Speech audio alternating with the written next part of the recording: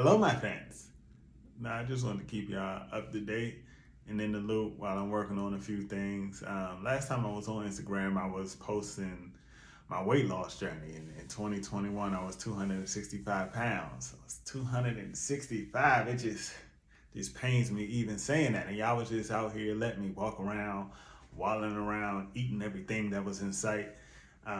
Nah, but it started. I had to look at myself. You know what I knew was a problem when I was on Uber Eats and I got dinner from some place and dessert from another place. And I don't recommend Uber Eats for anybody. I probably got a side from that place too, along with whatever dinner and sides and that I got from this other place. And at that very moment, after I ate and my stomach was as long as the sun, I was just like, you may have a problem. It may be a problem. I stepped on the scale and it said, good Lord. It didn't even say, 265 at first. So that was a wake up call. And usually I'm around, 235 to 245, 235 in the summer, 245 in the wintertime. And for the last, 10, 15 years, have played beyond that for the most part. But yeah, it was a realization, and so I started on this journey, and now I'm 210. Actually 209. Give me that extra. I'm gonna take everything that I can get. But the reason for that, I haven't been that since I was at Morgan State. Shout out always to Morgan State, but I haven't been that because it was something. Everything had to start internally. Really, what I want to say is like all of my actions were a byproduct of my thoughts, and thoughts become things. My first time watching The Secret was about a month ago, and I see the judgment, and I ask you, do not judge me. But my first time watching it, I live by the law of attraction, and putting out praying. That's what praying is: attracting to God. What you want, and if you believe it, you visualize it, and you do the works. Faith without works is dead. Anything and everything is possible. Everything that I've done, some took decades, some took a day, but all came from a thought. It all came from prayer. It all came from me asking God. It came from a thought, and then it happened and came into fruition. I can tell you, I've told the story many times, but I was either 30 or in my early 30s, and I was just thinking about you know, I don't want to do this for till I'm 25. So how can I find a way to, do something and get more fulfillment out of it? I didn't hate my job. I had a great job. I was, people I was at CNN. It was a great job. It's corporate wise, one of the best jobs that I've had easily. And it wasn't bad. I needed something else to fulfill me, to get me fulfillment, because I didn't feel like that was my calling or my purpose.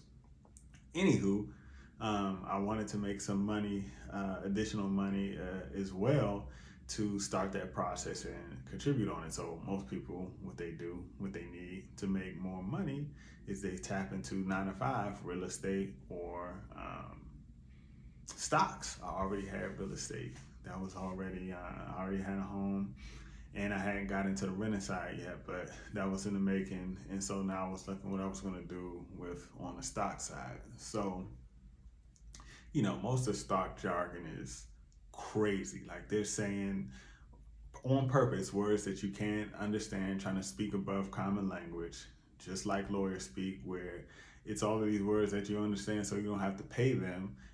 So you have to pay them. So you have to get a financial advisor, you have to get a lawyer, you have to get people who specialize to be able to break down this coded language. And usually financial advisors, aren't advising you right. If they have interest to, sell those certain stocks and get kickbacks from the stocks that they have invested in. It may work out for you, it may not. And maybe the majority of the stocks are good, but it's a few in there that they just put it in for sales purposes, when all of your money could be contributed to doing something well. So it's just it's hard to find something. I always say mechanic, lawyers, and financial advisors, people with integrity. But there are some out there. Jason Steve, shout out to Jason Steve. I'll put his in in my caption. I'll put his ad in there so you guys will be able to see. He's definitely somebody, brother with integrity. It's one of my core values. So anyway, point being, I wanted to learn about stocks.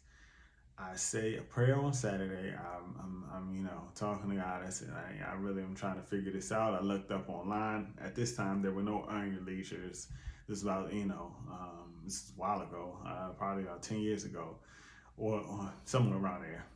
All these, years blending at this point. But they didn't have Earn Your Leisure, all these different platforms that break it down, make it real easy for you. So I'm saying maybe I'll get Stock for Dummies. I come into work Monday, and this guy is there. He said, "Hey, I got a book for you."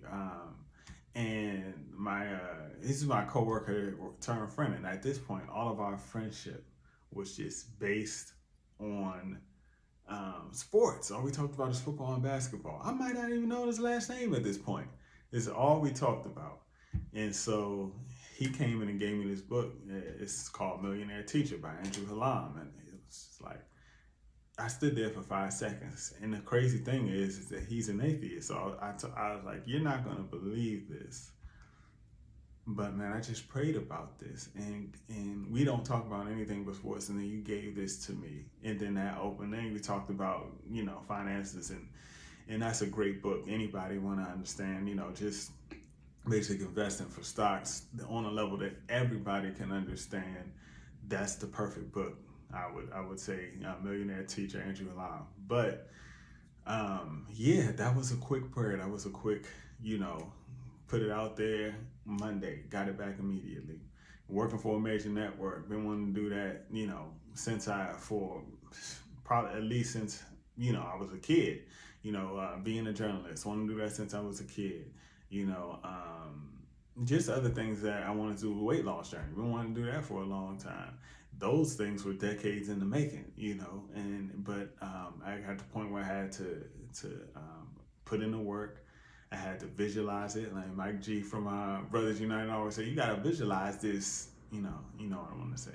But you got to visualize it. You got to see it every single day, and you got to program your brain every single day. And one of the biggest changes, I was programming my brain with stuff that didn't matter. When I was covering music, I had to be on the blogs to, catch stories and pitch stories and write stories.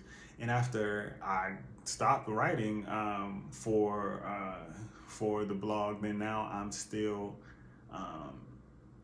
have this habit of like going to see what's going on, and 90% of the stuff on those blogs that I was on didn't matter. 90% of the stuff didn't contribute to my life.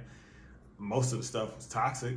Most of the stuff wasn't helping me grow better. So you want to maximize your life, you have to maximize your thoughts. And so I was like, man, I had to put more good in my brain than bad. Tell you one story where my working with this was at actually Sunday school. This was Sunday school. Evangelist White, she would teach our Sunday school, New Fellowship Baptist Church, and I remember she taught us a lesson, about listening to like just music. She was DMX, and then versus listening to gospel music and how you react in those ways. And I'm, so especially in high school, so entrenched in hip hop at this point. Still love it. There's other sides to it.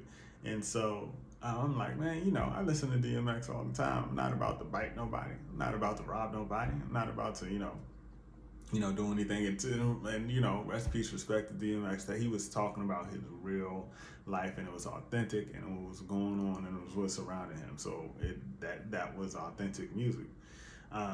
But now that I see, when I'm listening, while I'm in traffic, I cannot listen to rap music, especially that type of rap music.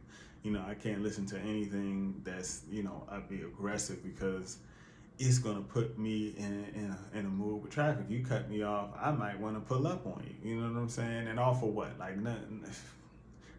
Trying to get home, and start on my day. Like even whatever happens with that situation, it would not be worth it. It would not be worth me honking my horn or just, in an angry state. It was a waste of air. It's a waste of space, a waste of energy that I could be putting towards something else. So I just the biggest change that I did was pay closer attention on what I was putting into my mind, my brain, what I was programming my brain with, because it all had an impact. Make sure every day I was visualizing my dreams and then putting the work for them, and that pretty much all it was with anything that I've accomplished, and it was God. You know what I'm saying? It was God granting me those things. I had to do my part, my side of it.